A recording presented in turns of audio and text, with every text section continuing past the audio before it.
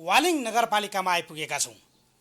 स्थानीय तहका जनप्रतिनिधिहरू चयनका लागि वैशाख 30 गते निर्वाचन हुँदैछ र विभिन्न ठाउँहरूमा चुनावी प्रचार प्रसार र घर दैलोको अभियान भ्याइ नै पनि छ।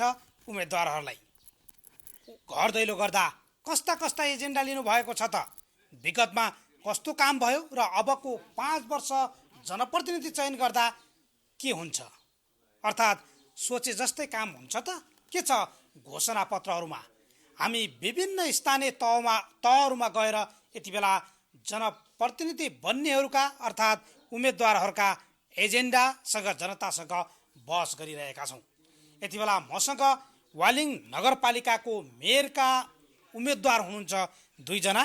दिलीप प्रताप खान, उहाँ पहिला मेयर पनि बन्नुभएको छ र त्यो सँगसँगै नेकपा माओवादी केन्द्रका उम्मेदवार नित्यानन्द तिवारी पनि हामीसँग हुनुहुन्छ। दुवैजनालाई स्वागत छ। नमस्कार।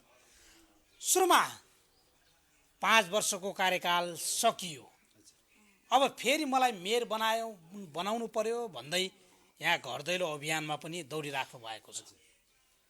कस्तो रह्यो यो 5 वर्ष?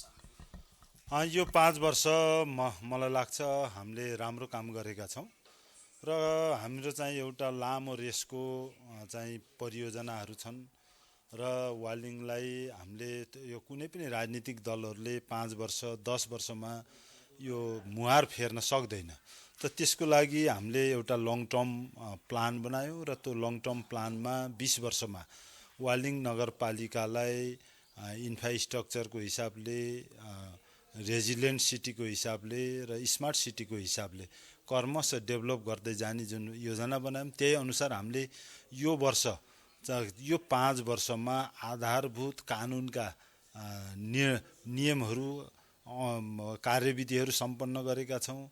त्यसपछि बेसिक रूपमा चाहिँ हाम्रा प्राथमिकता के हुन्, बेसिक सिटीलाई आवश्यक पर्ने कुराहरू के हुन्, नयाँ शहरी व्यवस्थाहरू कसरी बनाउन सकिन्छ, स्मार्ट भिलेजहरूलाई हामीले चाहिँ कसरी रूपान्तरण गर्न सकिन्छ स्मार्ट भिलेजको रूपमा, ती सबै खाका बनाएर कामहरू अगाडि बढाइसकेका छौँ। सीमित साधन र स्रोतको कारणले भलै ती कामहरू अझै पनि भिजिबल भइसकेका छैनन्, देखिसकेका छैनन्, तर जग पुर्ने काम चाहिँ सम्पन्न भएको छ र यो आउने जुन 5 वर्ष छ ती हाम्रा अनुभवहरू, हामीले चाहिँ सिकेका कुराहरूले र यसलाई अझ बढी स्पिड अप गर्नको लागि नेक्स्ट 5 इयर चाहिँ आवश्यक पर्ने भएको हुनाले र कानुनले पनि 2 कार्यकाल नगर सभापति चाहिँ के अरे नगर प्रमुख बन्न चाहिँ कानुनले नै दिएको हुनाले म त्यसकै उपयोग गरेर र राजनीतिक दलमा म नेपाली काङ्ग्रेसबाट प्रतिनिधित्व गर्छु र नेपाली काङ्ग्रेसले टिकट दिएको हुनाले मैले चाहिँ आफ्नो उम्मेदवारी प्रस्तुत गरेको छु। सन्तोषजनक काम गर्नुभयो यो 5 वर्षमा? सन्तोष र असन्तोष यो चाहिँ के हुन्छ त भन्दा यो चाहिँ निरपेक्ष हुँदैन, सापेक्ष हुन्छ र हामीले जे जति कामहरू गरेका छन्, भलै केही त्रुटिहरू छन्, हामीले चाहिँ जुन कामहरू गर्ने टाइममा थियो त्यसका चाहिँ साधन र स्रोतका अभावहरूले, विभिन्न कानुनी अडचनहरूले, कोभिडका कारणहरूले र अन्य राजनीतिक दलहरू अथवा केन्द्र सरकार र प्रदेश सरकारको तत्कालीन अवस्थाका असहयोगका कारणहरूले भने जति त गर्न सकिएन, तर हामीले जे जति गरेका छौँ हामी चाहिँ सन्तोषजनक। ठ्याक्कै 5 वर्षमा मैले यति प्रतिशत काम गरेँ भन्ने केही छ तपाईँको? यति काम गरेँ तर यति काम गर्न सकेन, त्यही भएर नै म मेयरको उम्मेदवार बन्दैछु भन्ने केही छ? छ। अब जस्तो 106वटा विधामा हाम्रो मार्किङ सिस्टम छ, हाम्रो पद्धति चाहिँ कति अङ्क प्राप्त के काम गर्दा कति अङ्क प्राप्त गर्ने भन्ने छ। जस्तो सरसफाइको क्षेत्रमा चाहिँ हामीले 65 अङ्क प्राप्त गरिसकेका छौँ। अब हामीले जम्मा 35 अङ्क चाहिँ गऱ्यौँ भने सरसफाइमा हामीले हाम्रो जुन टार्गेट छ, गोल छ, त्यसलाई हामी मिट गर्छौँ। त्यस्तै गरेर गरिबी निवारण कार्यक्रममा हामी करिब 35% भन्दा प्लस भइसकेका छौँ र गरिबी निवारणका सम्पूर्ण डेटा लिएका छौँ, उहाँहरूलाई कार्यक्रम दिएका छौँ र आम्दानी कसरी आम्दानी हुन सक्छ ती कुराहरूको तालिम दिएका छौँ, बजारको ग्यारेन्टी गरेका छौँ, लोन चाहिँ उहाँहरूलाई चाहिँ नगरपालिकाले चाहिँ बिना धितोको चाहिँ रकम अनुदान यो बिउ पुँजी भन्छौँ हामीले, बिउ पुँजी अनुदान र त्यसपछि ब्याङ्कसित हामीले जोडेका छौँ र त्यसबाट हामीले उहाँहरूको चाहिँ सर्टेन हाम्रो पर्सेन्ट जुन गरिबीको रेखामुनि छ नेपाल सरकारले तोकेको जुन स्ट्यान्डर्ड छ त्यसको डेटा लिइसकेपछि अहिले हामी त्यो केन्द्रित छौँ र हामी त्यसमा अगाडि बढिसक्यो। यस्ता 106वटा आइटम छन्। जस्तो एजुकेसनमा मान्नुहुन्छ भने हामीले गुणस्तर एजुकेसन 1, एजुकेसन 2, एजुकेसन 3 र 4, 5 गरेर हामीले एजुकेसनलाई 5 वर्गीकरण गरेका छौँ र 1 भनेको हामीले शैक्षिक गुणस्तर हो। त्यसमा चाहिँ हाम्रो काम सुरु भइसकेको छ। ब्रिटिस काउन्सिल कोसित सम्झौता गरेर काम अगाडि बढेको छ। त्यस्तै रुम टु रिडसित बढेको छ। त्यस्तै कारखाना भन्ने अस्ट्रेलियन सहयोगमा चाहिँ हामीले अगाडि बढाएका छौँ भने 2 मा चाहिँ हाम्रो बिल्डिङ छ र त्यो बिल्डिङलाई चाहिँ हामीले लगभग सफिसियन्ट बनाएका छौँ र केही काम बाँकी छन्। अब ती कामहरू पनि सकिन्छन्। अब तेस्रो भन्ने हो भने हामीले त्यहाँको व्यवस्थापन, विद्यालयको व्यवस्थापन सुधार हो। त्यहाँको चाहिँ शैक्षिक सुधार, त्यहाँको चाहिँ शिक्षकहरूको सुधार अनि व्यवस्थापनको, अभिभावकको र विद्यार्थीको यी चारैजनालाई चाहिँ हामीले एउटा कोअपरेटिभ बनाउने, त्यो चाहिँ हाम्रो एजुकेसन 4 मा पर्छ र त्यसको लागि हामीले 72वटा चाहिँ सरकारी विद्यालय छ र 18वटा हाम्रो निजी विद्यालयहरू छन् संस्थागत र सामुदायिक गरेर र 90वटा विद्यालयमा एकै दिन हामीले व्यवस्थापन समितिको चाहिँ निर्माण गर्यौँ र नन पोलिटिकल गर्यौँ, जसले गर्दा धेरै सुधारहरू देखिएका छन्। हस् म तपाईँलाई एकछिन रोक्छु। अब म नेकपा माओवादी केन्द्रका मेयरका उम्मेदवार नित्यानन्द तिवारी कहाँ जान्छु। यति बेला पूर्व मेयरले जो 5 वर्ष वालिङ नगरपालिकाको मेयरको नेतृत्व लिनुभएको थियो, उहाँले भन्नुभयो मैले यो काम गरेँ भनेर फेरि यस्तो बताउनु भयो। यो यही नै गर्नुभएको छ? धन्यवाद। हाम्रो यो क्राइम टेलिभिजन, रेडियो NRNA र रिपोर्टर्स क्लबलाई यहाँ म धन्यवाद दिन चाहन्छु। यहाँहरूले हाम्रो नगरभित्रका यथार्थलाई यहाँ जुन प्रष्ट रूपमा राख्न चाहनुभयो र काठमाडौँदेखि यहाँसम्म आएर यसको वस्तुस्थितिलाई उजागर गर्न खोज्नुभयो। यहाँहरूलाई धेरै धन्यवाद दिन चाहन्छु। र एक पार्टीले राम्रो काम गरे पनि अर्को पार्टीले दोष लाउने यो नेपालको परिपाटी पनि हो 1 नम्बरमा। तर यथार्थ भन्दा हाम्रो अब वर्तमान मेयर भन्नु पर्यो, अहिले पनि मेयरै हुनुहुन्छ, उहाँको कार्यकालमा अब के कति कारणबाट हो हामीले दोष लाउनु पर्ने, देखेको कुरा भन्नुपर्ने पनि हुन्छ। उहाँले यो सिद्धार्थ राजमार्गलाई जति 31वटा कति मोड थियो त्यो काटेर फाल्नु पर्यो, तत्कालै पिच हुन्छ भनेर आश्वासन दिनुभएको थियो। तर यतिका वर्ष बित्दाखेरि पनि अहिलेसम्म यो हिलो र धुलोबाट मुक्त हुन सकिएन। यो जनगुनासो मेरो आरोप होइन, फेरि होइन, जनगुनासो धेरै नै भयो। 2-3 वर्ष भइसक्यो। यो जनगुनासोको जस्ताको तस्तै मैले राख्नुपर्ने पनि हुन्छ र के कति कारणबाट उहाँले त्यसलाई ध्यान दिन सक्नु भएन, त्यसको जवाफ त उहाँ आफैले दिनुपर्ने हुन्छ। किन मेरो कार्यकाल भएको भए मैले भन्थेँ। र यदि सकिँदैन भने हातै नहाल्नु बेस हुन्छ। जुन कुरोलाई हामीले हात हाल्छौँ त्यसलाई तत्कालै समाधान गर्न सकिँदैन भने हात हाल्न हुँदैन भन्ने मेरो मान्यता पनि हो। र मैले पनि यदि यहाँको नगरवासीहरूले मलाई विश्वास मानेर मेरो जिम्मेवारीमा चाहिँ यो सुम्पिदिनु भयो भने मैले पहिलो वर्ष गर्ने काम कति हो, दोस्रो वर्ष गर्ने काम कति हो, पहिलो वर्षमा कुन वडालाई प्राथमिकता दिनुपर्छ, दोस्रोलाई कुन वडा प्राथमिकता दिनुपर्छ, 5 वर्षमा 14 वडालाई भाग लगाएर मैले नागरिक सुनवाईको आधारबाटै र उहाँहरूलाई चित्त बुझाएर नै गर्छु भन्ने मेरो विश्वास हो। त्यो बाँकी कुरा त समयले बताउला। अब उहाँहरूले दिने नदिने कुरो उहाँहरूको इच्छाको कुरो हो। र यो विषयमा अब धेरै हामीले सडक मात्रै हो त, अरू सबै काम भएको छ? सडक मात्रै होइन, सबै कुरो हेर्नुपर्ने हुन्छ।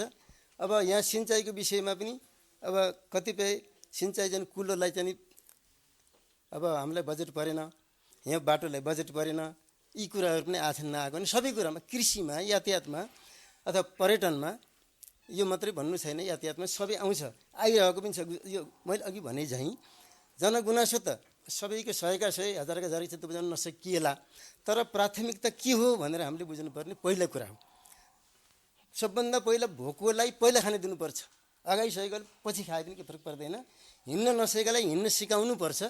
सिकिसकेपछि त आफै हिँड्छ। त्यसो हुँदाखेरि अब यो जनगुनासो जे छ त्यो मैले यहाँ राखेँ होइन। अब यी सबै कुरा कोट्याउँदै जाने भने त 1 घन्टा पनि सकिँदैन। हजुरको टाइम 1 घन्टाको रहेछ होइन, दिनै बित्न पनि सक्छ। त्यसो हुँदाखेरि होइन मुख्य रूपमा बुदागत रूपमा 5 वर्षको नगरपालिका नेतृत्व गर्दा नेतृत्व कहाँ चुक्यो भन्ने बुदागत रूपमा बताइदिनु न, 1 2 3 भनेर कति छ? यो 1 नम्बर त सडककै विषयमा छ। जनगुनासो असाध्यै बढिरहेको छ सडकको विषयमा। बाटो खनिया छ अनि त्यसलाई ग्राभलिङ भएको छैन, काटेर मात्रै छिटो पहिरो गयो अनि हिँड्नलाई चाहिँ असुविधा भयो भन्ने कुरो एउटा। अब कृषिको विषयमा मल बिउ लगायतका चाहिँ हामीले नगरबाट पाउनुपर्ने सेवा सुविधा पाइएन भन्ने जनगुनासो अर्को छ। त्यस्तै पर्यटनको विषयमा हाम्रो वालिङभित्र जति यहाँ व्यवस्थित हिसाबले गर्नुपर्ने हुनुपर्ने थियो त्यो भइसकेको छैन। अब क्रमबद्ध तरिकाले एउटा मात्रै होइन, एउटा वडामा मात्रै होइन, 14 वडामा पर्यटनको चाहिँ यो पर्यटनलाई अघि बढाउनु पर्छ। त्यस्ता स्थलहरू यहाँ छन् 14 वडामा। क्रमिक रूपमा चाहिँ तिनीहरूलाई अघि बढाउँदै लिएर गएर सबैको चित्त बुझाउनु पर्छ भन्ने मेरो मान्यता हो, तर त्यो बुझेको छैन। हस् मेयर साहब के भन्नुहुन्छ? उहाँले जुन सडकबाटै सुरु गरौँ। उहाँले राखेको कुरा किनभने सबै कुरा बुझ्नु भएको छैन, त्यसै हुनाले त्यो कुराहरू राख्न उहाँको ठिक छ। र यसमा के छ त भन्दा हाम्रो वालिङ नगरपालिका र सडक विभाग बीच हाम्रो सम्झौता भएको छ र त्यो सम्झौताको कपी यही नगरपालिकामा विद्यमान छ। र हाम्रो सम्झौता अनुसार 31 वटा घुम्टी नगरपालिकाले काट्ने हो र त्यसको चाहिँ 4 लेनको बाटो यो नगरपालिकाभित्रको हाइवेमा 4 लेनको बाटो बनाउने जिम्मा चाहिँ सडक विभागको छ हाम्रो सम्झौता अनुसार। र त्यसको डिपिआर पनि सडक विभागले थुप्रै लाख खर्च गरेर बनाइसकेको छ र त्यो डिपिआर अनुसार 1 अर्ब 5 करोड छ र त्यसमध्ये 60 करोड यो मदीखोला भन्ने ठाउँबाट 2 खण्ड छुट्टाएको छ र मदीखोलाबाट छाङछाङदीसम्म 60 करोड र मदीखोलाबाट हाम्रो बाँटारीसम्म 45 करोड गरेर 105 करोडको लागतमा यो बनाउने भनेर अगाडि बढ्यो। र सम्झौता अनुसार नेपाल सरकारको बजेट भाषणमा पनि त्यो कुरा आयो र उहाँहरूले पछि त्यसलाई रातो किताबमा ल्याउँदा 60 करोडको ठाउँमा एउटा शून्य घटाइदिनु भयो र 6 करोड आयो।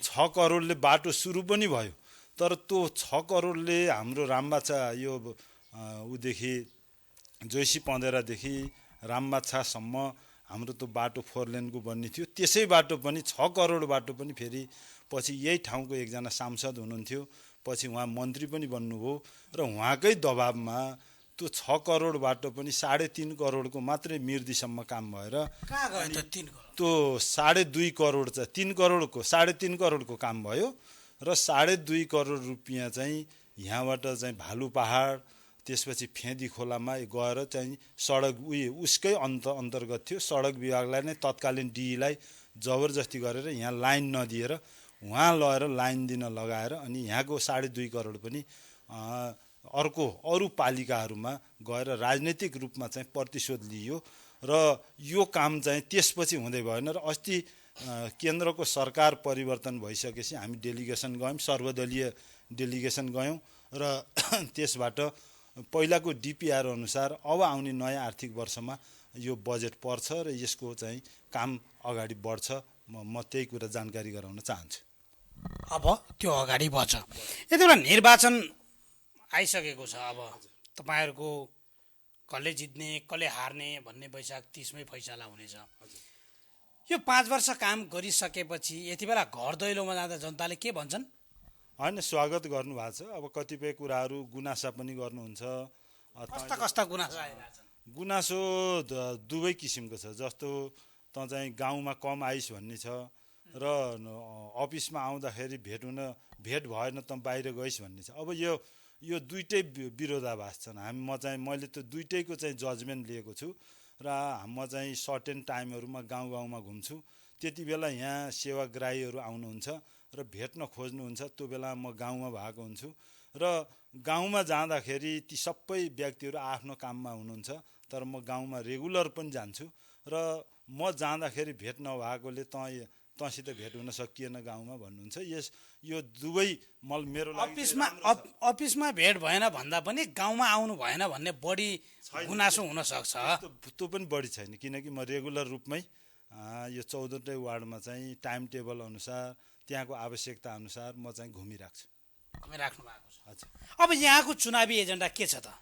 तपाईहरु त सँगै करिब 3 वर्ष त सँगै पनि बस्नुभयो हजुर पार्टी भएर। अहिले यहाँ सत्तारूढ गठबन्धन 5 दलीय गठबन्धन पनि छ केन्द्रमा, तर यहाँ गठबन्धन गर्नु भएन छ, गठबन्धन पनि भत्किएछ भएको छ। अब सबै होल टोटलमा गर्न सकिएन। यो म पनि चुनावको सिलसिलामा टिकट बाँड्ने यो वार्डको टिकट बाँड्ने समितिमा को संयोजक भएको हुनाले म त्यतातिर लागेँ र केही साथीहरूलाई, हाम्रो जिम्मेवार साथीहरूलाई उहाँहरूसँग वार्ता पनि बस्नुभयो र उहाँहरूको माग पनि नभनौँ दुईटैका चाहिँ दावाले गर्दा सबै कुरामा मिल्न सकिएन। यद्यपि हामी वार्ड लेभलमा चाहिँ मिलाएर अगाडि मिल्न सक्ने वार्ड लेभलहरूमा मिलाएर अगाडि बढिरहेको। वडामा गठबन्धन छ तर नगरपालिकामा छैन। अच्छा, नगरपालिकामा भागभण्डा मिलेन, त्यही भन्नु पर्यो। अब नेकपा माओवादी केन्द्र के चुनावी एजेन्डा लिएर यति बेला मत मागिरहेको छ त? धन्यवाद। यो कुनै पनि कार्य गर्नुभन्दा अगाडि त्यसका एजेन्डाहरू प्रस्तुत नगरिकन अघि बढ्न सकिने अवस्था पनि हुँदैन र त्यसको लागि 5 वर्षको खाका तयार हुन्छ। यो 5 वर्ष योजना हो। यो 5 वर्षको लागि यो गर्न सकिने मात्रै हामीले चाहिँ नि यहाँ राखेका छौँ। तर यस्तो छ नि, योजना लेख्ने तर त्यो योजना कहाँ जान्छन्, मेयर जितेको भोलिपल्ट कहाँ हराउँछ पत्तै हुन्न भन्ने गुनासो यहाँ मात्रै होइन धेरै ठाउँमा छ। धन्यवाद। यो विषयमा हजुरले जुन प्रश्न सोध्नु पनि असाध्यै खुसी पनि लाग्यो र मैले नगरवासीहरूलाई प्रष्ट रूपमा चाहिँ राख्ने मौका पनि पाएँ। मेयर जितेको भोलिपल्ट कहाँ हरायो भन्ने कुरो जुन जनगुनासो छ नि, त्यो जनगुनासोलाई चिर्नको लागि नै म यहाँ खडा भएको छु। जुन दिन हाम्रो चाहिँ यहाँ अथवा हाम्रो चाहिँ नगरवासीहरूले नेतृत्व चयन गर्दाखेरि नेकपा माओवादीले गर्नुभयो भने म यहाँ उभिने मौका पाउँछु। के गर्नुहुन्छ त? यदि मौका पाएँ भने अब के गर्नुहुन्छ भन्दा पनि के आश्वासन दिइराख्नु भएको छ यति बेला? मैले भने चाहिँ नीति र नेतृत्वको 1 नम्बरको चाहिँ हामीले त्यसलाई कार्यान्वयन गर्न खोजेका छौँ। हाम्रो नीति जुन छ माओवादीको, जुन आन्दोलनबाट उपलब्धि भएको थियो त्यो उपलब्धिलाई कार्यान्वयन नै गर्न खोजेका हौँ हामीले। र नेतृत्व र नीति एक ठाउँमा नमिलेको कारणबाट यो हुन सकेन। जुन आन्दोलनबाट उपलब्धि नीति थियो यो देशको लागि, देशहितको लागि, अनि नेपाल नागरिकहरूको लागि, महिलाहरूको लागि, जनजातिहरूको लागि, दलितहरूको लागि, पिछडा वर्गहरूको लागि जे जति थियो त्यो एकदमै छायामा पर्यो। धेरै छायामा परेको हुँदाखेरि हाम्रो जिल्ला पनि धेरै पछाडि पर्यो। किन भन्दा हामीले बुझाउन सकेनौँ वा बुझ्नेले बुझ्न खोज्नु भएन। मुख्यतया यहाँ अलिकति ग्याप रह्यो। यसले गर्दाखेरि अब हामी बुझाउनको लागि नै हामी यहाँ उठेका छौँ र बुझाउन सकिन्छ भन्ने मलाई विश्वास पनि छ। सरस्वती भन्नुहोस्, आफ्नो उम्मेदवारीका एजेन्डा यति बेला स्थानीय लेभलमा कसरी बाँडिराख्नु भएको छ? अब मैले यहाँ अब सबै सम्झना त अब सबै भन्नु भएन, तपाईँले बुदागत रूपमा जनताका आधारभूत आवश्यकता परिपूर्ति गर्नका लागि के गर्छु भन्नुभएको छ? अब राजनीतिक व्यवस्था बदल्यौँ हामीले। अब जनताको अवस्था बदल्न बाँकी छ।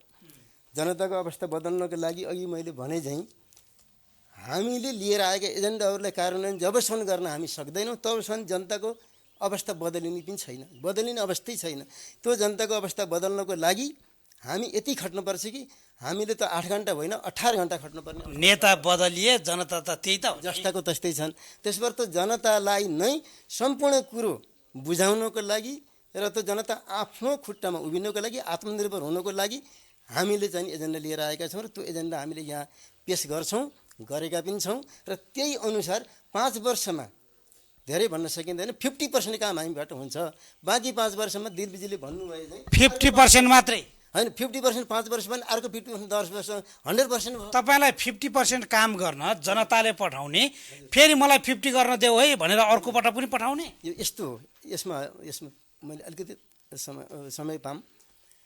काम गर्दै जाँदाखेरि केही अधुरा हुन सक्छन्, लामा काम हुन सक्छन्, होइन ठुला काम हुन्छन्, ठुला प्रोजेक्टहरू हुनसक्छ। 1 वर्षमा नसकिने, 2 वर्षमा नसकिने, पञ्चवर्षीय योजना पनि त्यो पनि पुरा गर्न सकिएन भने त फेरि समय त थप्नै पर्ने हुन्छ। त्यो त नेपालको अवस्था। तर जनताले कहाँ थपिदिन्छन् होइन, नथपे पनि अब मैले यदि यहाँ मलाई हाम्रो नगरवासीहरूले मलाई विश्वास दिनुभयो भने हाम्रो दिलबीजीले जुन हिसाबले अगाडि बढाउनु भएको छ नि, अहिले जुन 20 वर्ष कार्ययोजना भन्नुभएको छ, म त्यसलाई चेन्ज गर्दिनँ। म उहाँकै बाँकी रहेको काम उहाँबाटै पुरा गर्छु। मैले त्यसलाई चेन्ज गर्नु भनेको देशलाई धराशायी बनाउनु हो। हामीले यही हाम्रो नेपालमा यही कारणबाट कहिल्यै पनि यो जीवनस्तर फेरिएन, देशको अवस्था यथावत रह्यो। अनि एउटा पार्टी आउँदाखेरि अर्को पार्टीले गरेको काम फालिदिने, आफ्नो एजेन्डा लागू गर्ने, त्यो पनि पुरा हुन नपाउने, अनि फेरि ऊ जान्छ, फेरि अर्को ठुलो दल भएर आउँछ, अनि उसले पनि पुरा गर्न नपाउने जुन अवस्था यो रह्यो, यसलाई जबसम्म हामीले यसलाई हटाउन सकिँदैन तबसम्म देशको अवस्था यही नै रहन्छ। हस्। अब म फेरि नेपाली कङ्ग्रेसको उम्मेदवार कहाँ आएँ। तपाईँको जुन 5 वर्ष यो समीक्षा पनि गर्नुभयो आफूले, कति प्रतिशत काम गर्ने भन्ने कुरा, नगरपालिकामा खास समस्या के छन् र गर्नै पर्ने, योमा म चुकेँ है, यी काम गर्नुपर्ने थियो भन्ने पनि केही होला, के छ? होइन, हामी योजनाबद्ध रूपमा अगाडि बढेको हुनाले यो छुट्यो भन्ने चाहिँ छैन। तर हामी काम गर्दा हाम्रो प्राथमिकता थियो। यसमा हाम्रो 1 नम्बर प्राथमिकता खानेपानी थियो। खानेपानीमा हामी 80% हामीले चाहिँ सफलता प्राप्त गरिसकेका छौँ र अब 20% चाहिँ हामीले त्यसलाई सुधार गर्नुपर्ने, एक घर एक धारा गर्नुपर्ने अवस्था छ। करिब हामी 80% खानेपानीका समस्याहरू पूर्ति गरिसकेका छौँ। दोस्रोमा हाम्रो सिँचाइ छ, किनकि त्यो उत्पादनसित जोडिएको छ र कृषिसित जोडिएको छ। त्यसमा हामी करिब 60 को आसपास चाहिँ हामीले हाम्रा कार्यक्रम मध्ये चाहिँ पुरा गरेका छौँ र अब 40% छ। र यी किन बाँकी रह्यो भन्दा हामीसित सीमित साधन र स्रोत भए र हामीसित पर्याप्त बजेट भएनन्। माग अनुसारको, यहाँको आवश्यकता अनुसारको हामीले 5 वर्षमा सबै सक्नको लागि हामीसित पर्याप्त बजेट भयो। प्रदेश सरकारले तपाईँलाई सहयोग गरेन? गर्नु भएको छैन अहिलेसम्म। साँच्चै भन्यो भने उहाँहरूको योजना के छन् भन्ने नै यो बिचमा थाहा भएन। हामी चाहिँ योजना के छन् हामीलाई दिनु पर्यो भन्दै जानु भएन तपाईँहरू? होइन, हामी धेरै पटक उहाँहरूको बैठकमा पनि कुरा उठाएका छौँ। अनि हामीले योजनाहरूका चाहिँ त्यहाँको नीति तथा योजना आयोगमा पनि हामी गएका छौँ। कमसेकम के योजना परे हामीलाई बुक उपलब्ध गराउनुहोस् भनेर पनि भनेका छौँ। त्यो चाहिँ प्राप्त गर्न सकेनौँ। र जब हामी अन्तिम अवस्था हुन्छ, हाम्रो बजेटिङ भइसक्छ, कतिपय ठाउँमा चाहिँ हामीले त्यहाँबाट ब्याक हुनुपर्छ, किनकि पछि थाहा पाइन्छ त्यहाँ परदेशको आयो भनेर। तर परदेशको काम चाहिँ भयो कि भएन भन्ने हामीलाई रिपोर्टिङ पनि आउँदैन। अनि त्यहाँबाट 1 करोड पर्यो भने त्यसको अनुगमन को हो, त्यो कति काम भयो, त्यसले गर्दा नि हामीलाई काम गर्न दुःख छ। किनकि त्यहाँको 1 करोड आउँछ र त्यो 1 करोड आइसकेपछि उहाँहरूले थोरै काम गर्नुहुन्छ, उपभोक्ताहरू मोटाउनुहुन्छ।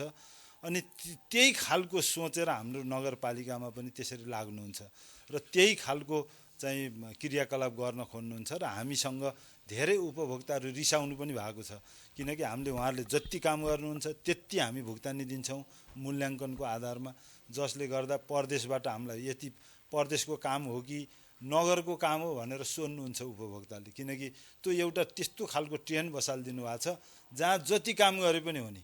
अब त्यो हिसाबले गर्दाखेरि पनि हामीलाई समस्या भएको छ। र तेस्रोमा हाम्रो सडक हो। र सडक चाहिँ हाम्रो लगभग हाम्रा सडकहरू पनि 4 प्रकारका छन्। नगर सडक, वार्ड सडक, कृषि सडक र पहुँच सडक भनेर। यो पहुँच सडक चाहिँ हामीले बाटोबाट घरसम्म, टोलसम्म पुर्याउनलाई हामीले पहुँच भन्छौँ। टोलसम्म त बनाउनु भयो, तर यी सबै मापदण्ड विपरीत बनाउँदा जोखिम त बढ्यो होला नि फेरि? जोखिम त पहाडी क्षेत्रमा जोखिम त बढ्या छ। तर हामीले त्यो नगर सडक र वार्ड सडक चाहिँ केही फराकिलो गराएको छौँ हाम्रो मापदण्ड अनुसार। र कृषि सडक र पहुँच सडकलाई बढी चाहिँ यो विपदसित पनि हामीले सम्बन्धित गरेर त्यसलाई एउटा रेजिलियन्ट टाइपको सडक बन्नुपर्छ भनेर हामीले अहिले ट्र्याकहरू सबै खोलिसकेका छौँ। अब ट्र्याकहरू वाइड गर्न चाहिँ आवश्यक छैन, सबै भइसकेको छ। पहिरोहरू पनि गएर फालिसकेका छौँ। जहाँ जहाँ हामीले त्यसको सुरक्षा वालहरू चिन्नुपर्छ ती पनि लगभग कामहरू सकिसकेका छन्। र अब दोस्रो यो 5 वर्षमा चाहिँ हामी सबै सडकहरूलाई पिच मार्गमा चाहिँ परिवर्तन चाहिँ गर्छौँ। हरेक जनप्रतिनिधिलाई यति बेला प्रश्न उठेको छ, कोरोनाको बेला जनताका लागि जनप्रतिनिधित्व गरेनन्, आफैभित्र लुकेर बसे, जनतालाई शास्ति भयो, पछि खोप आयो, खोप पनि आफ्ना नेता कार्यकर्तालाई मात्रै लगाए भन्ने कुरा आरोप पनि तपाईँहरूलाई लागेको छ, के भन्नुहुन्छ? त्यो चाहिँ वालिङ नगरपालिकामा त्यो अवस्था रहेन। हामी पुरै भिड्यौँ। हामी राति दिउँसो हाम्रा जनप्रतिनिधिहरू, म लगायत हाम्रा जनप्रतिनिधिहरू, अरू राजनीतिक दलकालाई पनि हामीले आह्वान गऱ्यौँ र धेरै साथीहरू इन्भल्भ पनि हुनुभयो। र यसलाई राजनीतिक रूपबाट त्यस्तै गरेर हाम्रो विपद जुन व्यवस्थापन छ त्यो अत्यन्त नेपालकै उत्कृष्ट विपद व्यवस्थापन छ र त्यो सूचना प्रविधि हाम्रो राम्रो छ। हामी गुगलबाट कहाँ पहिरो गयो, कहाँ आगो लागि भयो भनेर हामीले एसएमएसबाट थाहा पाउँछौँ। र यसको जुन कोअर्डिनेसन जुन हाम्रो स्वास्थ्य टिमहरू थियो र त्यो उपचार गर्ने टिमहरू थियो, र हजुरलाई अझ यतिसम्म भनौँ, हामी वालिङमा सम्पूर्ण निःशुल्क रूपमा खाना, इभेन खानासहित र बिरामीको कुरुवालाई समेत हामीले निःशुल्क खाना र उदाहरण नै छ। हामीसित 10-12 जना विद्यार्थी बिरामी पोखराको हस्पिटलमा भर्ना भएको पनि त्यहाँबाट डिस्चार्ज भएर हाम्रो वालिङमा आएर चाहिँ वालिङकै नागरिकहरू उपचार गर्नुभयो र एकदम स्मुथली गयो। र कतिपय हाम्रो पहिला चाहिँ यो दोस्रोमा चाहिँ अलिकति मृत्यु दर बढ्यो, किनकि त्यति बेलाको चाहिँ कोभिड चाहिँ अलिकति डरलाग्दो थियो र मृत्यु भइसकेकालाई पनि हामीले 25,000को दरले चाहिँ क्रिया खर्च हरेकलाई दियौँ र उहाँहरूलाई चाहिँ घाटसम्म जलाउनेदेखि लिएर उहाँहरूलाई चाहिँ कुन घाटमा लाने त्यहाँ साधनहरू उपलब्ध गराएर र स्वयंसेवकहरू समेत उपलब्ध गराएर हामीले यसको अत्यन्त राम्रो व्यवस्थापन गऱ्यौँ भन्ने चाहिँ लाग्छ। खोप व्यवस्थापन के गर्नु? खोप लगाए सबै नगरवासीले? खोप चाहिँ हाम्रो करिब 99% चाहिँ हाम्रो योभन्दा सुरुमै हो। हामीले जब हामीसित खोप आयो, खोप आइसकेपछि हाम्रो अहिलेको मौजुदा खोप मध्येको 99% यो स्याङ्जा जिल्लामै सबैभन्दा धेरै पर्सेन्ट खोप लगाउनेमा वालिङ नगरपालिका छ। उहाँले भने जस्तै कोरोनाको बेला उहाँ खटिएरै काम गर्नुभयो, के लाग्छ तपाईँलाई? होइन, अब विपक्षीको हिसाबले होइन गर्दै गर्नु भएन भन्ने मात्रै हो गरेर? त्यो भन्न मिल्दैन। होइन, जनप्रतिनिधि भइसकेपछि आफूले गर्नुपर्ने जुन जिम्मेवारी हो त्यो मैले पनि पुरा गर्नुपर्ने हुन्छ, उहाँले पनि पुरा गर्नुपर्ने हुन्छ। यदि पुरा गर्नु भएन भने पुरा नगरेको पनि त्यसको दोष उहाँ आफै भोग्नुपर्ने हुन्छ। त्यो नागरिकहरूले जान्ने कुरा हो। सो मैले पनि खोप लगाएको भन्दाखेरि चाहिँ अब म पनि त्यसैभित्र पर्छु, किन भन्दाखेरि म पनि खोप लगाइसकेको छु, लगभग 2 पटक खोप लगाइसकेँ। त्यसले गर्दाखेरि उहाँलाई त खोपको विषयमा जनप्रतिनिधिहरूले म दोष दिने ठाउँ त छैन, किन भन्दा सकेको सक्दो उहाँले गरेकै हो। हामीले पनि सहयोग गऱ्यौँ। फेरि हामीले पनि अब विपदको बेला एकजुट भइयो। होइन, हुनु पनि पर्छ। यो एउटा दललाई मात्रै मुक्त गरेर बस्यौँ भने यो विकास हुनेवाला पनि छैन र हुँदा पनि हुँदैन। यहाँ परिपाटी कस्तो पनि छ भन्दाखेरि अलिकति अप्ठ्यारो हुने, नभने पनि नहुने। हामी त्यस्तामा पनि छौँ कि भन्यौँ भने दोष लगाएको हुन्छ, नभन्यौँ भने चाहिँ अलिकति चाहिँ आफूले आत्मग्लानी पनि हुने। माथि गठबन्धन छ, यहाँ तल के दोष लगाउनु भन्ने पनि होला नि। पक्कै छ। माथि अब मिल्नै पर्छ, नमिले कारबाही हुन्छ भन्ने कुरा आयो। यहाँ नमिले पनि कारबाही नहुने भयो। अब यो कारबाही गर्ने निकाय कुन हो त्यो त थाहा छैन। होइन, अब थाहा भएन भन्नु भएन समस्या यो धेरै नै छ। तर मुख्य कुरा धेरै लुकाउनु पर्यो। होइन, कुरा नलुकाउने हो भने फेरि यहाँ समस्या बल्झिन्छ भन्नु पनि पर्यो। अब यो विषयमा मैले उहाँलाई मात्रै होइन, हामी जुन आए पनि यो भन्नु नै छैन। अब मैले कुनै दललाई अब हँच्याएर अथवा चाहिँ माइनस गरेर म अघि बढ्ने भन्ने कुरो पनि होइन। जस्तो यहाँ अवस्था छ, जे छ, होइन, त्यो हाम्रो नगरवासीहरूले जे देख्नुभएको छ, जे भोग्नुभएको छ, त्यही मात्रै भन्ने हो यहाँ त। होइन, यहाँ न बढाएर हुन्छ न घटाएर हुन्छ। जस्ता तस्तै भइएन भने म पनि यहाँ बसेको उचित त हुँदैन कि, किन भन्दा मेरो अहिलेसम्म ढाँट्ने बानी पनि छैन। लगभग चाहिँ एक हिसाबले चाहिँ सबैले त्यही भन्छन्। होइन, यो हजुरले मैले यति विश्वास दिलाउन चाहन्छु। म ढाड्दै हिँड्छु भनेर त कसले भन्छ र? कसैले भन्छ र? अब यहाँ मेयर साहब यहीँ हुनुहुन्छ, अहिलेसम्म ढाँटेको यदि रेकर्ड छ उहाँको साथमा भने सुन्न सक्नुहुन्छ। उहाँ मात्रै होइन, मैले ढाँटेको रेकर्ड वालिङभित्र कसैले यो जिल्लाभित्रै देखाउन सक्नुहुन्छ भने पनि म कहाँ उभिनुपर्छ त्यहाँ उभिन्छु। किन भन्दा कुनै तर तपाईँ माओवादीको नेता हिजो जनयुद्धमा जानुभयो होला, कति आश्वासन दिनुभएको थियो, कति वर्गीय युद्धका कुरा गर्नुभएको थियो, कति समानताका कुरा गर्नुभएको थियो।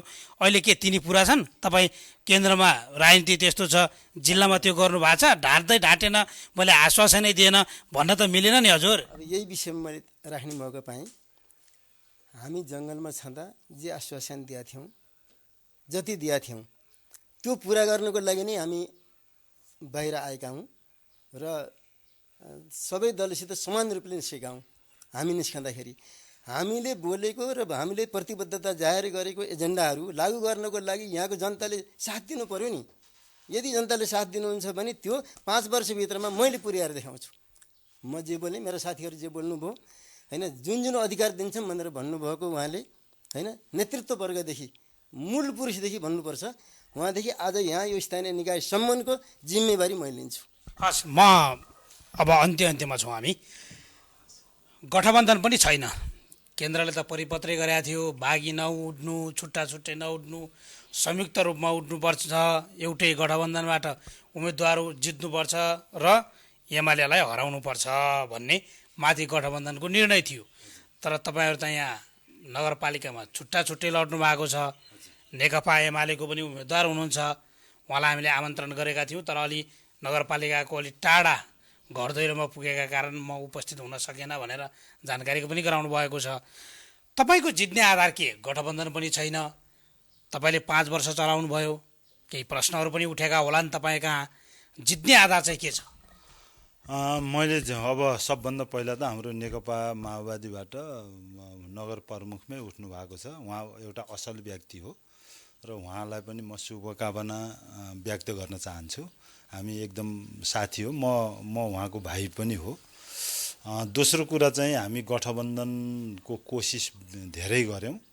म आफै पनि 1-2 पटक उपस्थित छु र धेरै पटकको वार्ताहरू चल्यो र सिटको तालमेलको कारणले सबै कुराहरू पूर्ण हुन सकेन। तै पनि हामी आंशिक रूपमा चाहिँ गठबन्धनमै छौँ। अहिले पनि हामी धेरै वडामा हामी सँगसँगै नेकपा माओवादीको सदस्य र हाम्रो चाहिँ टिम चाहिँ सँगसँगै भोट माग्दै पनि हिँडेका छौँ र कतिपय ठाउँमा हुन सकेन। मेयर र उपमेयरको बिचमा यहाँ चाहिँ उहाँहरूको मलाई लाग्छ त्यति दावा पनि थिएन, तर अरू नमिलेको कारणले पनि यो भएको हुनसक्छ।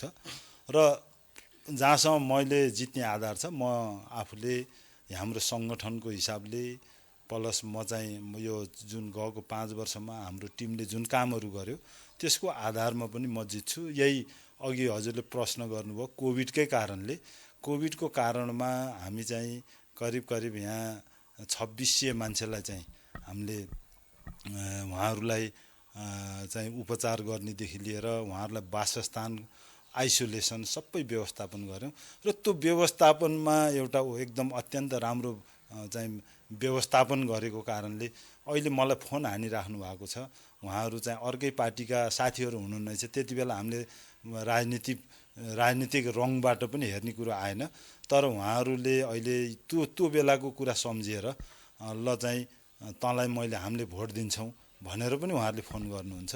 र यद्यपि यी सबै कुराहरूको माओवादी एमालेले पनि तपाईँलाई मतदान गर्नुहुन्छ। त्यति बेला जोस यसो गर्यो भने पछि फेरि चुनाव जित्न सजिलो हुन्छ भन्ने लागेछ। त्यसो भए त्यो लागेछ भन्दा पनि हामीले हाम्रो ड्युटी निभाउने हो, व्यवस्थापन राम्रो गर्ने हो र त्यसको चाहिँ हामीले फलको आश पनि गर्दैनौँ, तर फल स्वतः प्राप्त हुन्छ। र त्यसो हुनाले हामी एकदम मजबुतीका साथ, दृढ इच्छा शक्तिका साथ यो वालिङको विकास गर्नुपर्छ र यो पनि सिस्टमेटिक तरिकाबाट एउटा प्रणालीको विकास गर्नुपर्छ र त्यो प्रणाली अन्तर्गत हामी चल्नुपर्छ। यद्यपि त्यसका चुनौतीहरू थुप्रा छन् होइन, समस्याहरू धेरै छन्। ती चुनौतीहरू र ती समस्याहरू भित्र नै हाम्रा समाधानहरू छन् र विकास निर्माण भन्ने कुरो यो नेभर इन्ड, कहिल्यै पनि रोकिन्न। अहिले अत्यन्त संसारमै अत्यन्त विकसित भनेको चाहिँ मुलुकहरूले पनि विकास गरिराख्नु भएको छ, तर यो एउटा सापेक्ष कुरा हो र कति भयो हाम्रो नेपालकै कन्टेक्स्टमा चाहिँ यसलाई सापेक्ष रूपमा जानुपर्छ। र मलाई लाग्छ अरू नगरपालिकाहरूले भन्दा त्यही साधन र स्रोतलाई अधिकतम परिचालन गरेर, अधिकतम चाहिँ राम्रो व्यवस्थापन गरेर, अरू बजेटको चाहिँ एउटै सीमाभित्र रहेर पनि हामीले धेरै फड्को मारेका छौँ र त्यो चाहिँ हाम्रो नागरिकहरूले बुझ्नु भएको छ भन्ने चाहिँ मलाई लाग्छ र त्यही नै हाम्रो जितको आधार हो। उहाँले त जित्ने आधार बताउनु भयो, तपाईँलाई पनि जित्ने भनेरै चुनाव लड्दै हुनुहुन्छ, तपाईँको आधार के? धन्यवाद। आफ्ना आफ्ना आधार हुन्छन्, आफ्ना आफ्ना चाहिँ योजनाहरू हुन्छन्, आफ्ना आफ्ना हिसाब किताब हुन्छ, कति खर्च गर्ने कुन ठाउँमा भन्ने कुरो पनि हुन्छ, त्यो बजेट पनि त्यही अनुसारको छुट्याइन्छ। र यहाँ मेरो आधार भनेको अरूभन्दा पनि माओवादीले उपलब्ध गरेका मुख्य एजेन्डाहरू जे थियो त्यो पुरा हुन नसकेको कारणबाट म उभिनु पर्या हो। विगतका साथीहरूले पनि कार्यान्वयन गर्न सक्नु भएन भन्न पनि पर्ने हुन्छ। यो मुख्यतया यसलाई लागू गर्नको लागि सिङ्गो नगरपालिकाले नगरवासीले नै साथ नदिकन यो पुरा हुन सक्दैन। पहिला उहाँले हामीप्रति कति विश्वास गर्नुहुन्छ भन्ने कुरा हो। उहाँहरूले जति विश्वास गर्न सक्नुहुन्छ त्यति यो छिटो हुन्छ भन्ने मेरो भनाइ हो। अब मैले अघि पनि भने, अब जस्तो यहाँ +2मा अहिले फिस दिने चलन छ।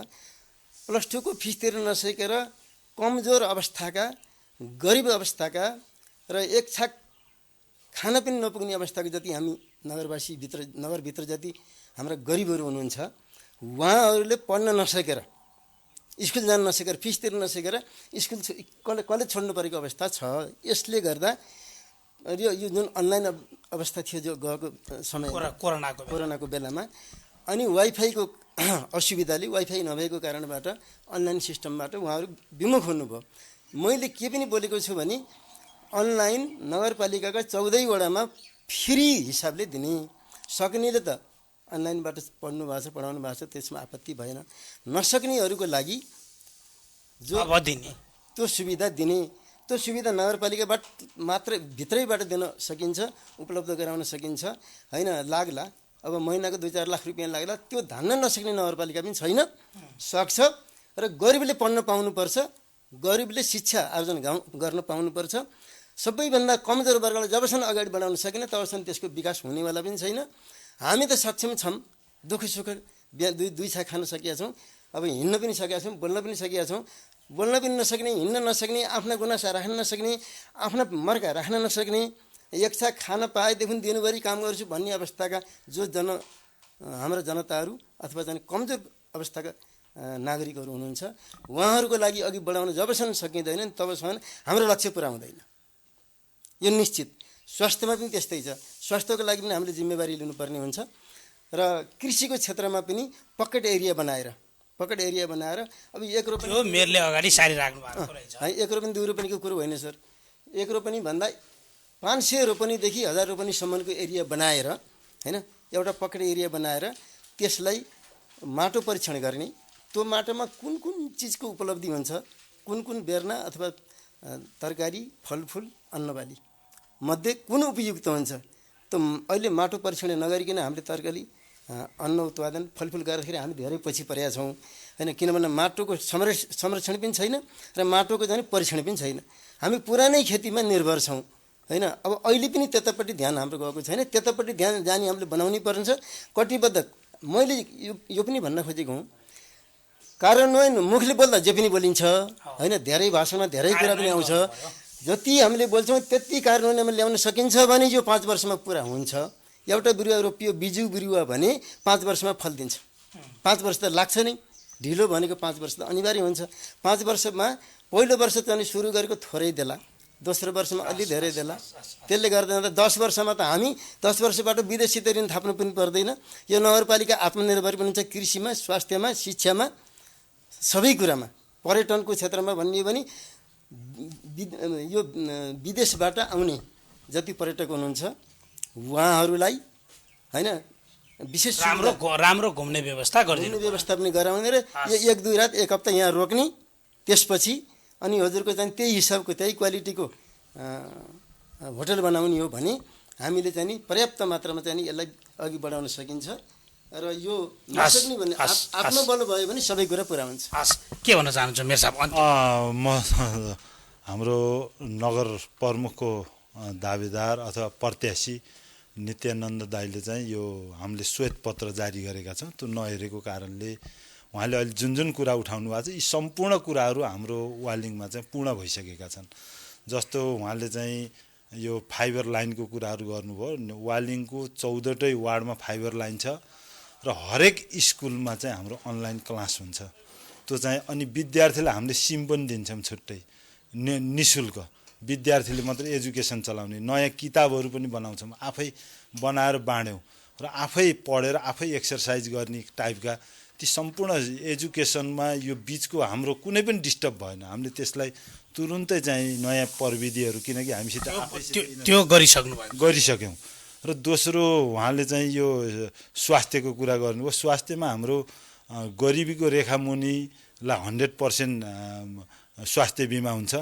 त्यसपछि यो सीमान्तकृत जाति जनजाति र अलिकति आर्थिक अवस्थाले कमजोर सबैलाई चाहिँ हामीले स्वास्थ्य बिमाबाट उहाँहरूलाई उपचारको लागि कभर गरिसकेका छौँ र यो कभर गर्ने पर्सेन्ट पनि हामीले करिब हाम्रो वालिङमा 11% गरिबी छ, तर हामी 21% जुन नेपालकै चाहिँ आँकडा छ 21% गरिबी भनेर, त्यो 21% भन्दा प्लसलाई चाहिँ हामीले स्वास्थ्य बिमा चाहिँ कभर गरिसकेका छौँ। नगरपालिकाले नै उहाँहरूलाई स्वास्थ्य बिमा गरिदिन्छ। त्यस्तै गरेर अर्को चाहिँ उहाँले चाहिँ यो कृषि र पकेटको कुरो गर्नुभयो। यो पशु र कृषि दुइटैमा हाम्रो पकेट सुरु भइसकेको छ। पकेट कुन ठाउँमा त्यहाँ अनि माटो परीक्षण भन्नुभयो। हामी आफैले ल्याब स्थापना गरेका छौँ र हरेक ठाउँको माटोको परीक्षण गरेर त्यही अनुसारको पकेट एरिया बनाइसकेका छौँ। हस्, धन्यवाद। हामी यति बेला स्याङ्जाको वालिङमा थियौँ र नगरपालिकाको मेयरका लागि उम्मेदवार दिनुभएका दुईजनासँग कुराकानी गऱ्यौँ। यसभन्दा अगाडिका पूर्व मेयर तथा नेपाली कङ्ग्रेसका उम्मेदवार दिलीप प्रताप खान र नेकपा माओवादी केन्द्रका नित्यानन्द तिवारीसँग हामीले कुराकानी गऱ्यौँ। समग्र रूपमा स्याङ्जाको वालिङ नगरपालिकाको विकास र समृद्धिमा कसरी अगाडि बढ्न सकिन्छ, उहाँहरूका चुनावी एजेन्डा के छन् भन्ने लगायतका विषयमा छलफल गऱ्यौँ र हामी चुनावी अभियानको क्रममा विभिन्न ठाउँमा गएर स्थानीय तहमा गएर तपाईँहरूलाई ठाउँको ठाउँ लाइभ गरिरहेका छौँ। अहिले भने सम्पूर्ण टिमसहित मलाई पनि बिदा दिनुहोस्। नमस्कार। Prime live